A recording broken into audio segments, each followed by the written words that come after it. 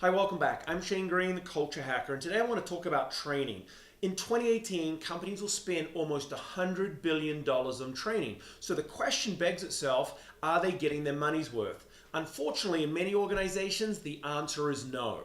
So let's think for a moment, what does training look like from an employee's perspective? Well, usually they get told or scheduled that they're going to training, often not told exactly what the training's about or the expectations.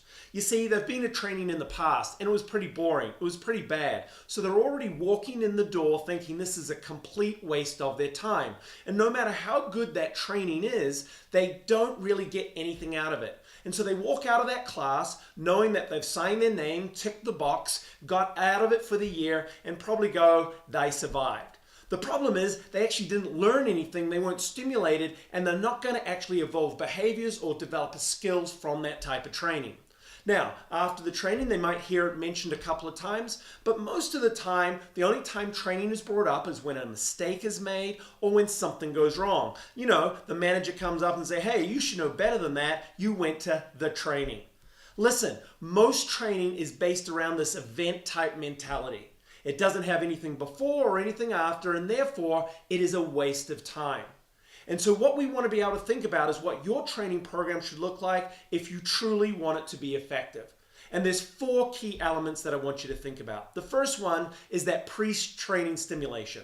Listen, before anyone walks into the class, you've got to get people thinking.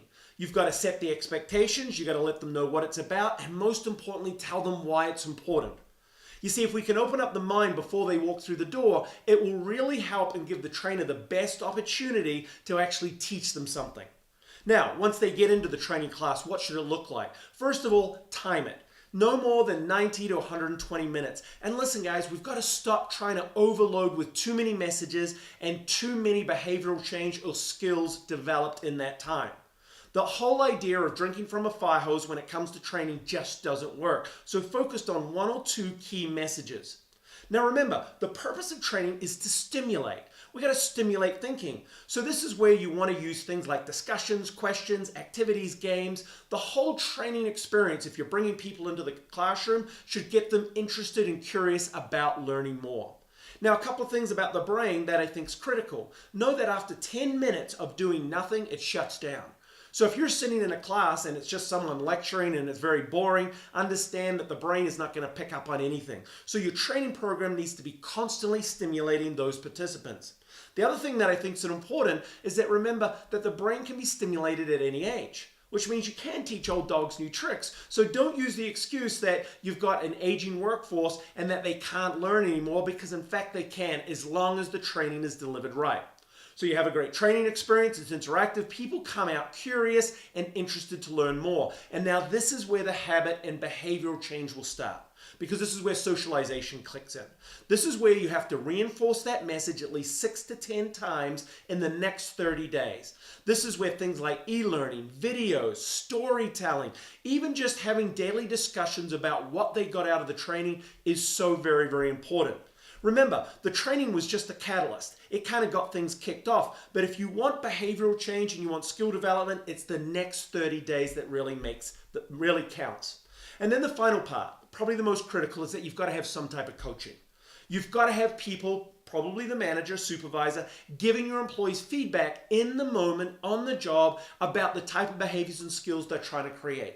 If you put the socialization and coaching together for that next 30 days, you have a really great opportunity to get your money's worth out of that training. So think about it. Ask yourself the question, is your training truly effective? And if it's not, then you want to start thinking about how that investment is being laid out. Unfortunately, I go to too many organizations today, I go to too many places, and I just tell them the training that's being delivered is a complete waste of time. But that doesn't mean it has to stay that way. As you're starting to look throughout the rest of the year, think about those 4 things: stimulation, training, socialization, and coaching. Put them all together and just maybe that training budget will make a difference. Listen, there's a lot of companies out there that will sell you events.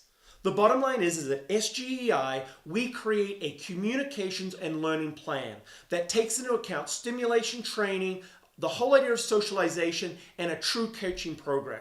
If you're truly committed to making a difference with your training and really getting your people, whether it's employees or managers, to develop the type of skills that you need to have a successful company, then give us a call. We look forward to talking to you soon. Cheers.